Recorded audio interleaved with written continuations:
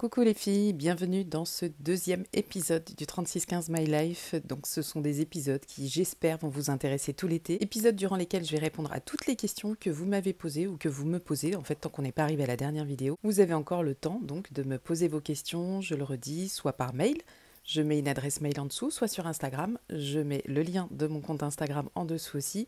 Soit ici sur YouTube, dans vos commentaires, comme vous l'avez fait, comme vous avez été quelques-unes à le faire déjà. Donc n'hésitez pas, n'ayez pas peur d'être curieuse. Je pense que vous avez de toute façon un peu de décence aussi de votre côté.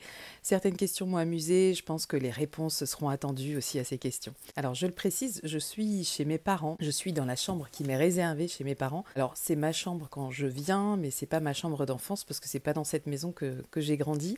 Je suis obligée quand même de me calfeutrer un peu au niveau de l'éclairage. Nous sommes dans le sud, il est 2 heures de l'après-midi, donc il fait très chaud.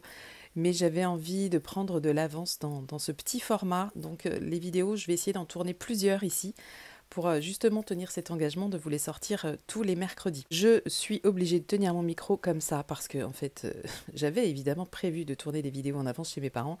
Mais j'ai oublié mon pied, j'ai oublié mon micro, enfin bref. Donc forcément, sans tout ce matériel, ça devient plus compliqué. Donc comme mon installation est pas très stable, vous allez sans doute voir changer d'angle régulièrement, mais j'essaye quand même d'être à peu près cadré. Et on démarre ce 3615 My Life. Merci pour vos pouces en l'air, merci pour vos commentaires, vos smileys, vos questions. Merci pour vos encouragements, pour votre fidélité. Je sais que ces vidéos qui sortent le mercredi sont aussi moins regardées que celles qui sortent le samedi. J'ignore pourquoi, mais j'avais vraiment envie que cette parenthèse ne soit pas sur le samedi. Bon allez, c'est parti. Première question, très basique, mais je l'ai trouvée amusante, et puis ça fait une petite entrée en matière. Vous m'avez demandé, vous avez été plusieurs, hein, c'est ça qui est fou, c'est pas juste une personne, plusieurs m'ont demandé si j'étais plutôt thé ou café. Alors, dans la vie de tous les jours, je suis clairement beaucoup plus café que thé. Le thé, je l'associe à l'hiver, je sais pas pourquoi, c'est un truc qui me réconforte. J'ai des mugs prévus pour le thé. Je suis plus, alors je cite une marque, oui, je suis plus ricorée même à certains moments de la journée parce que j'essaye vraiment de diminuer ma consommation de caféine. Il y en a beaucoup moins dans la ricorée. Et sur la même lignée, vous me demandez si je suis plutôt soft ou plutôt alcool. Et ben, je dirais que je suis les deux. En général, je bois quand on se réunit, soit en famille, soit entre amis. J'ai l'apéro alcool, évidemment plutôt facile. Pour ce qui est des softs, bah, je bois de l'eau à table, voilà, vous saurez tout, je bois de l'eau. Et puis les softs, bah, j'aime tout ce qui pétille, en gros, pour pas citer les marques. Par contre, j'aime pas les alcools forts. Alors, dès que ça fait 30-40 degrés, j'ai vraiment du mal à boire ça.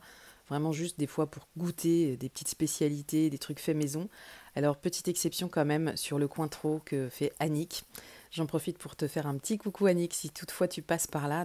Annick qui fait elle-même du Cointreau et croyez-moi, c'est une pure merveille. Alors la deuxième question, plutôt axée sur la couture, vous m'avez demandé comment je sélectionnais les patrons que je vais coudre. Alors sur ça, j'ai quand même beaucoup évolué, mais je pense que j'ai évolué dans le bon sens. Donc je l'ai déjà dit, quand j'ai commencé la couture, il me fallait tous les tissus, vraiment. Il me fallait aussi tous les patrons. Donc j'ai acheté beaucoup de patrons les premiers mois où je me suis mise à la couture, beaucoup de patrons en PDF, quelques patrons en pochette, mais vraiment plutôt limités. Je collectais un maximum de patrons gratuits, c'est pour ça que l'idée de faire une série de patrons gratuits m'est venue assez facilement et assez naturellement. J'ai aussi acheté beaucoup de magazines à l'époque, alors que je répète pour celles qui n'avaient pas suivi l'épisode 1 de ce question-réponse, mais je ne cousais que des trousses en fait à ce moment-là où je me gavais avec boulimie de patrons et de tissus. Donc j'ai eu aussi l'abonnement Make My Lemonade, ça je l'ai eu très tôt. Alors cet abonnement, je crois qu'il existe encore, je ne sais plus si le tarif est toujours le même. Je crois que Laurie vous en parle dans une de ses vidéos. Je vous mettrai le lien où elle décrypte vraiment les abonnements et les patrons qu'elle a déjà cousus, même qu'elle a déjà testé. Donc ça peut être intéressant. Dans mes souvenirs, c'était un abonnement de 3 mois. Vous deviez prendre 3 mois minimum et vous pouviez résilier à partir de ces 3 mois. Sur les 3 mois, vous aviez accès à tous les patrons. Je pense que les choses, elles n'ont pas beaucoup changé sur ce sujet. Et c'était 7 euros. Donc je pense que le prix a dû augmenter. C'était 7 euros. Donc ça faisait, sur 3 mois, ça faisait 21 euros. Et vous aviez accès à tous les patrons. Donc j'avais pris évidemment tous les patrons de Make My Lemonade. Et j'en ai cousu finalement très peu. Donc vous voyez, rien qu'en prenant ces patrons-là, je pense qu'on arrive peut-être à, je sais pas, 40, 50 patrons. Donc c'était déjà énorme, ça plus le reste. Ce qui fait que j'ai vite eu beaucoup de choix dans les tissus et dans les patrons. mais je n'avais pas un choix réfléchi. C'est-à-dire que j'avais beaucoup de mal à associer tel patron avec tel tissu, déjà parce que mes connaissances en tissu étaient mauvaises, mes connaissances en couture étaient clairement insuffisantes pour me lancer dans certains projets, parce que j'avais finalement pas les bases, je savais juste poser un zip et c'est tout quoi. Donc j'avais quand même assimilé des bases, mais qui m'étaient absolument pas utiles pour ce qui était de la couture, notamment de vêtements. Ce qui fait que malgré les 50, 100 patrons que je pouvais avoir et les peut-être 20, 30 tissus que j'avais, finalement je me suis très vite retrouvée coincée avec des patrons dont je ne savais pas quoi faire, et des tissus que j'avais pas forcément pour associer à ces patrons-là. Bref, ça m'a pas permis, cette opulence vraiment que je m'étais autorisée, ne m'a absolument pas permis de progresser rapidement en couture. Donc cette période, il me semble qu'elle est quand même un petit peu révolue, hein. Elle appartient au passé et tant mieux pour moi. Tant mieux aussi pour mon compte en banque, hein, parce que du coup j'achète beaucoup moins de patrons. Désormais j'achète plus au coup de cœur ou au besoin, même si je mets bien le mot besoin entre guillemets parce que c'est pas du tout le terme adapté, c'est plus envie. Voilà, c'est ça le mot qui correspond. Il peut m'arriver d'avoir beaucoup de tissus d'un coup parce que j'ai accepté des partenariats. Ça m'est arrivé avec des box Fabrique Baron par exemple. Ça m'est arrivé là très récemment et j'ai très hâte de rentrer chez moi pour découvrir ce colis parce que je vais vous faire découvrir une marque de tissu qui, je pense, vraiment n'est pas du tout connue. Je vous en parlerai plus dans le détail. Je vous en parle juste là en vous disant de quelle marque il s'agit. Ça s'appelle La Rue du Tissu. Alors, c'est pas un site français. Donc il est peut-être un peu encore compliqué pour certaines de commander sur ce site. Donc si vous commandez déjà chez Dries & Stoffen, je pense que vous n'aurez pas plus de difficultés à commander sur La Rue du Tissu. Donc La Rue du Tissu, c'est le nom traduit en français, hein. Je ne sais plus ce que c'est le nom, je ne sais plus si c'est hollandais ou belge, mais je vous redirai ça dans le détail dans la vidéo que je vais dédier à l'ouverture de ce colis. Et je vais essayer de faire une association tissu projet pour ça. Mais en fait, j'ai sélectionné des tissus de cette marque, de cette enseigne, parce que c'est pas une marque, c'est une enseigne qui vend d'autres marques aussi. J'ai sélectionné des tissus en fonction de projets. Donc je leur ai fait une très longue liste, et puis c'est eux qui ont pioché selon ce qu'ils pouvaient ou voulaient m'envoyer. Donc voilà, vraiment hâte de vous montrer tout ça et de découvrir ce que contient ce colis. Ce qui fait que là, je vais me retrouver à nouveau avec beaucoup de tissus. Mais a priori, comme j'aurais déjà défini des projets, alors même si les choses peuvent évoluer, et là pour le coup, je refuse d'être absolument figée sur tel tissu pour tel patron, on peut toutes vraiment changer nos points de vue là-dessus, hein, et c'est pas grave. Donc ma sélection, pour répondre vraiment à cette question, ma sélection de projets de couture, c'est donc plus mes envies ou besoins, en sachant que tout ça est relatif, car je peux me passer, je pense, de coudre, hein. Je pourrais m'arrêter de coudre du jour au lendemain pendant plusieurs mois, sans que ma garde-robe en pâtisse, hein, parce que j'ai suffisamment de vêtements pour l'été, comme pour le printemps, comme pour l'automne, comme pour l'hiver. Et quand je parle de besoin, c'est par exemple si je remarque que je porte pas tel pantalon ou telle jupe, parce que souvent, alors c'est pas parce que les choses me plaisent pas, parce que maintenant je couds vraiment des choses qui me plaisent et qui me font envie, c'est plus que je vais avoir une difficulté à l'associer avec ce que j'ai déjà. Donc si je m'aperçois que je ne porte pas ce pantalon parce que j'ai pas le haut qui va avec, bah, c'est plus ce genre de couture que je vais réfléchir et choisir de faire en ayant le tissu qui me manque dans telle couleur ou telle matière que j'imagine pour porter avec ce bas par exemple. Pour ce qui est des patrons, j'ai vraiment tendance à piocher dans ce que j'ai déjà parce que j'en ai un nombre astronomique. J'en ai vraiment beaucoup, il y a aussi beaucoup de gratuits là ces temps-ci. D'ailleurs, je prévois de refaire une vidéo de patrons gratuits, mais ça je vous en parlerai prochainement. J'ai acheté aussi pas mal de patrons lorsqu'il y avait des promos sur des sites particuliers, comme Patron de couture par exemple, ou alors quand parfois il y a des soldes chez l'une ou chez l'autre. Et je pense que tout ça fait que j'ai vraiment de quoi faire avec ce que j'ai déjà en ma possession et qu'il n'est pas nécessaire d'investir dans des patrons à chaque fois que j'ai envie de coudre. Je pense avoir fait le tour de cette question. On passe à la suivante. Vous m'avez demandé à plusieurs reprises si j'avais d'autres passions que la couture. Alors comme je vous le disais dans l'épisode 1, je ne suis pas une personne passionnée en général, la couture étant le premier loisir pour lequel je me passionne vraiment. Je peux avoir de l'intérêt pour certaines choses. Je sais que quand mes enfants étaient plus jeunes, j'adorais manipuler la pâte Fimo. J'ai eu ma petite période où je faisais quelques bijoux. Mais alors à chaque fois que j'ai des petites lubies comme ça, il me faut tout. C'est-à-dire que quand mes garçons s'intéressaient à la pâte Fimo, en fait on avait absolument toutes les couleurs de pâte Fimo. On avait tous les accessoires pour manipuler, pour couper, pour faire des... On avait tout, on manquait de rien. Quand je me suis intéressée aux bijoux, il y a vraiment quelques années, j'avais tout ce qu'il fallait pour faire des bracelets, des colliers, des bagues. Vous voyez, c'est toutes ces choses-là. À chaque fois que je m'intéresse d'un peu plus près à je vais dire à un loisir, c'est vrai que j'ai l'impression qu'il me faut tout, sinon je peux pas faire ce loisir. Ça, pour le coup, j'ai pas vraiment changé. Après tout, c'est sans regret parce qu'à chaque fois, je m'amuse. Et il y a une passion qui m'est arrivée, une deuxième, je dirais, oui, c'est une passion, un peu comme la couture, c'est le tricot. Et alors, pas le crochet. Le crochet, je m'y suis un petit peu essayée avec Perrault comme prof, mais la pauvre, quelle patience, moi je comprends rien. J'ai l'impression que ça se passe encore plus dans l'espace que le tricot, hein, le crochet. Et pourtant, celles qui crochettent et qui tricotent disent que souvent le crochet est plus simple.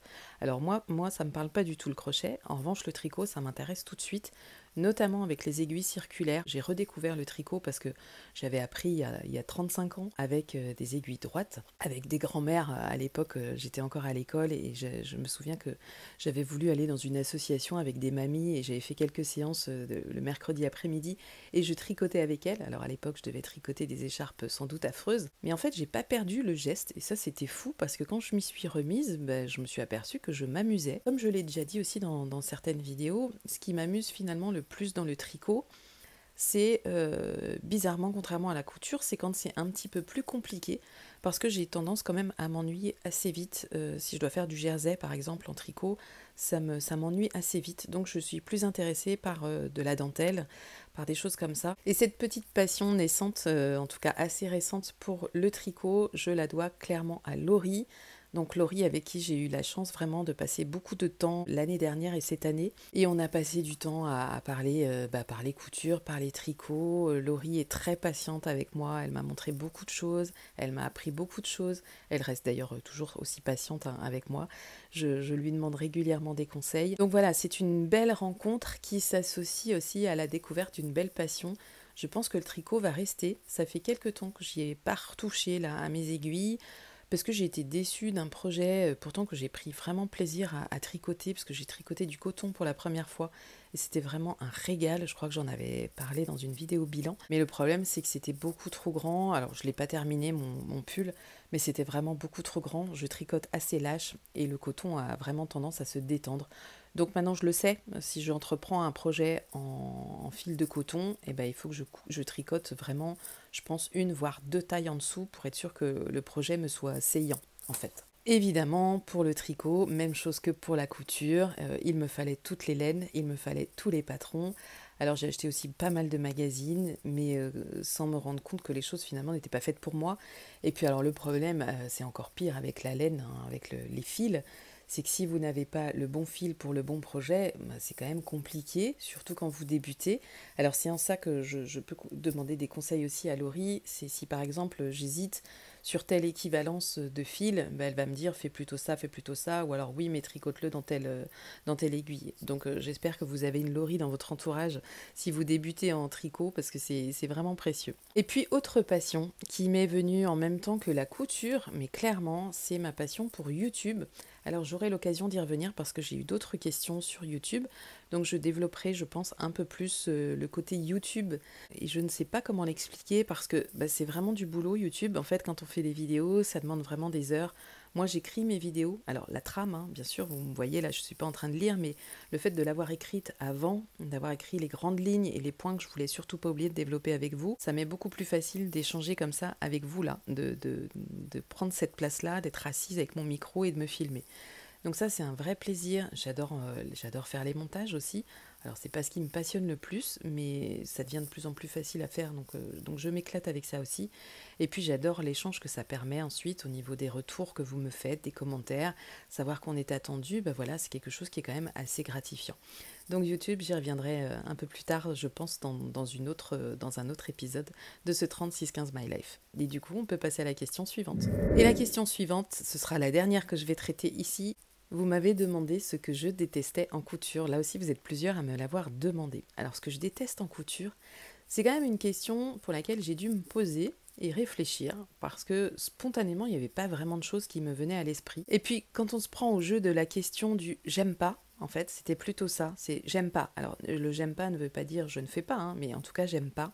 Et puis comme la question m'a été posée aussi sur ce que j'aimais au contraire en couture, ben, ça m'a permis vraiment de faire une liste de j'aime pas, donc beaucoup plus facile pour répondre aujourd'hui. Et la première chose qui me vient à l'esprit quand je dois dire ce que je n'aime pas en couture, c'est clairement perdre mon temps. Je déteste perdre mon temps en couture. Et perdre mon temps, ça va être finalement ce qui fait qu'il y a plein de choses que je n'aime pas, comme par exemple rajouter les marges de couture. Je me dis, moi, c'est mon avis à moi, je sais que plusieurs d'entre vous aiment que les marges de couture ne soient pas ajoutées et vous préférez les tracer vous-même. Moi, pour moi, c'est une perte de temps. Donc quand je sais qu'il y a des patrons ou des magazines ou des livres qui proposent d'intégrer les marges de couture, que ce soit par système de calque quand vous achetez un patron PDF, ça me fait gagner du temps en fait. C'est comme ça que j'envisage la couture. Si je dois faire une partie du boulot moi-même, alors que les marges de couture, quand vous achetez un livre par exemple ou un magazine, les marges ne sont pas comprises, mais on vous dit ce qu'il faut ajouter comme marge. On vous dit 1 cm à tel endroit, et puis 3 cm pour vos ourlets, 4 cm ici. Donc s'ils savent ce qu'on doit ajouter, pourquoi ils ne les ajoutent pas en fait? C'est ça que je ne comprends pas. Bon, donc je milite pour que les marges de couture soient incluses sur tous les patrons que moi je veux coudre en tout cas. Sur le même principe de ne pas vouloir perdre du temps, je crois qu'on peut dire que je n'aime pas doubler mes vêtements. Je crois que je ne sais même pas si j'ai déjà cousu un haut doublé, ça ne me dit rien, j'en ai pas souvenir. Une robe non plus, sauf les manteaux. Il y a les manteaux ou les vestes que je double parce que je comprends l'intérêt de ça. Mais doubler une robe, quand vous savez que c'est pour la transparence, par exemple, qu'il va y avoir au niveau du porté de jupe, ben moi je fais des jupons. Voilà, je fais des jupons tout simplement. Je gagne du temps en faisant un jupon de deux couleurs différentes, un clair, un foncé, je l'ai déjà dit. Donc les jupons, c'est vraiment pour gagner du temps et ne pas avoir à doubler une jupe ou une robe. Après, il y en a certaines qui préfèrent doubler pour cacher ce qui serait une couture apparente sur l'intérieur du vêtement. Donc qui entreprennent d'elles-mêmes en fait de doubler des vêtements et parfois la couture de doublure n'est pas proposée. Moi, je suis absolument pas regardante sur ce genre de finition à l'intérieur de mes vêtements. La plupart des marques de patrons proposent quand même des finitions assez propres. En tout cas, quand vous connaissez les marques, vous savez qui va vous proposer quelque chose de propre. Si l'objectif n'est que de masquer les coutures apparentes, je préfère alors faire la couture anglaise. Ça me parle davantage. Mais doubler pour cacher les finitions, non. C'est vraiment quelque chose que je comprends complètement que ça vous pousse à être davantage exigeante. Moi, ça n'a pas cet effet sur moi. Alors, je vais être plus exigeante pour que les choses m'aillent mieux, évidemment, qu'elles soient davantage à ma taille que si j'achetais dans le commerce, ou qu'elles correspondent davantage à ma stature, des choses comme ça. Mais pour ce qui est des finitions à l'intérieur, de l'emmanchure ou d'une couture côté qui se verrait, ça me dérange pas. En fait, mes vêtements du commerce sont ou étaient comme ça. Donc vraiment, ça, c'est pas quelque chose qui m'embête. Je n'aime pas utiliser l'aiguille double. Alors ça aussi, c'est sans doute lié à la perte de temps parce qu'il faut tout recommencer, il faut tout installer, il faut faire une deuxième bobine. Et souvent, moi, sur ma machine, les aiguilles doubles, elles cassent. Et si elles ne cassent pas, j'ai des petits soucis de couture qui sautent, par exemple. Pas aussi propre que si je faisais une simple couture droite. Donc c'est un peu ça qui me freine sur l'aiguille double. C'est cette mise en place pour un résultat que je sais qui ne va pas être toujours au top du top.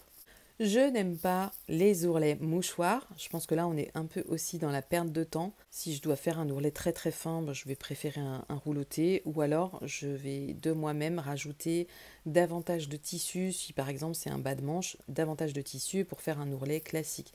Bon, après, ça dépend du tombé qu'on veut aussi sur son vêtement. Je n'aime pas, alors là c'est pas une perte de temps, c'est plus une question de style, je n'aime pas les festons. Je n'aime pas les festons même si je trouve que c'est souvent très joli sur certains vêtements, des jupes, des hauts, des bas de robe, des choses comme ça. J'aime pas les volants, c'est souvent des choses que je trouve qui vont m'élargir, donc ça me plaît pas trop d'élargir ma carrure que je trouve déjà suffisamment large comme ça. Je n'aime pas les tissus dentelle, mais ça du coup je l'ai dit juste avant, j'aime pas ces tissus un peu dentelle, un peu ajourés, voilà, c'est pas des choses qui me parlent. Toutes ces choses un peu vaporeuses qui peuvent apporter quelque chose de joli, finalement moi j'ai vraiment du mal à me projeter dans des vêtements qui en contiendraient, donc c'est vrai que c'est pas des tissus que j'aime. Je crois que je n'aime pas la double gaze non plus, j'y ai testé, je suis pas fan, à porter c'est agréable, à coudre, franchement, ça passe. Je trouve que le rendu est souvent un peu décalé avec la promesse tenue par un patron dès l'instant où vous utilisez de la double gaze. Je trouve que les choses vont être naturellement un petit peu trop larges. Voilà, ça c'est mon avis. Ce que j'aime pas en couture, je dirais, peut-être l'un des derniers points, c'est qu'on me demande du matériel. C'est-à-dire, j'entreprends de coudre un patron, je regarde la liste de matériel Et là, je vois qu'il me faut 15 trucs que j'ai pas. Et alors ça a tendance vraiment à me gaver et à me faire passer à un autre patron. C'est vraiment des choses qui peuvent me freiner. J'aime regarder cette liste de matériel demandé avant de me mettre à la couture et ça peut être décisif sur je fais ou je fais pas. J'aime pas quand les explications sont uniquement en texte. Ça, c'est un truc qui me dérange. J'aime bien qu'il y ait des schémas et du texte. Je n'aime pas trop que sur un patron, il y ait des photos de tissus cousus plutôt que des photos schémas. Ça, je préfère largement. De toute façon, la photo schéma, elle est souvent plus claire. Alors, si on me fait des photos schémas, j'aime bien qu'il y ait une petite nuance de couleur sur là où je dois coudre, par exemple. Je n'aime pas le fil mousse. Je crois que je l'ai déjà dit, mais le fil mousse, c'est un truc que j'ai encore pas compris. J'ai encore pas réussi à le faire fonctionner, que ce soit sur ma surjeteuse ou sur ma machine. Le fil casse à chaque fois. Alors, bon, je sais qu'il y a des tutos, j'en ai déjà regardé. Mais je peux m'en passer parce que finalement je coupe pas beaucoup de choses qui nécessitent du fil mousse. Je n'aime pas coudre de lingerie, vraiment, c'est un truc que j'aime pas du tout. Il m'arrive régulièrement de faire des culottes, je l'ai déjà dit, quand j'ai des chutes de jersey, des choses comme ça. Je fais des culottes qui me servent pour la nuit, voilà, pour dormir la nuit, dormir en culotte t-shirt. C'est ce qui est le plus confortable et quand on a fait soi-même ses culottes, bah, c'est encore plus confortable. Par contre, la couture lingerie ne m'intéresse pas. La couture maillot de bain non plus. C'est pas des matières que j'ai envie de travailler. C'est pas des choses que. Alors en plus, c'est pareil, ça demande quand même du temps, ça demande de la précision, beaucoup de rigueur. C'est pas que j'ai pas envie de fournir tout ça, mais c'est juste que c'est du temps pour un résultat qui sera peut-être finalement assez aléatoire. Et moi, si je suis pas sûre de ce que ça va donner, j'ai pas envie de passer un temps fou sur un projet. En fait, je crois qu'on est beaucoup dans cette notion de temps, de pas de temps à perdre. Voilà, on revient vraiment à la première chose que j'aime pas, mais en plus, j'aime pas en couture, mais j'aime pas dans la vie, hein. Dans la vie en général, perdre du temps, c'est quelque chose qui m'agace. Alors, je connais personne qui adore perdre son temps, hein, évidemment, mais c'est vraiment une chose à laquelle je fais particulièrement attention. Voilà les filles, bah, finalement j'avais 10 vidéos assez courtes, mais je suis un petit peu bavarde comme certaines me l'ont fait remarquer. Oui, c'est vrai que je suis bavarde. J'espère que le concept vous plaît. Il y aura d'autres questions pour la prochaine vidéo, des trucs perso, des trucs couture. J'essaye à chaque fois de développer mes réponses pour ne pas revenir dessus et puis avoir l'impression de vous avoir tout dit, même si c'est pas évident de tout vous dire comme ça. Donc j'espère que tout le monde va pour le mieux. Je vais le redire à la fin de chacune des vidéos. J'espère aussi que vous prenez du temps pour vous. Et surtout, n'attendez pas qu'on vous donne ce temps, mais prenez du temps pour vous les filles parce que personne ne vous le donnera ce temps-là si vous ne le prenez pas. Je vous dis donc à très vite pour une prochaine vidéo, pour c'est sûr une petite série de questions-réponses sur cette chaîne et puis peut-être une vidéo du samedi. Ce sera à suivre, je vous embrasse, à bientôt, ciao!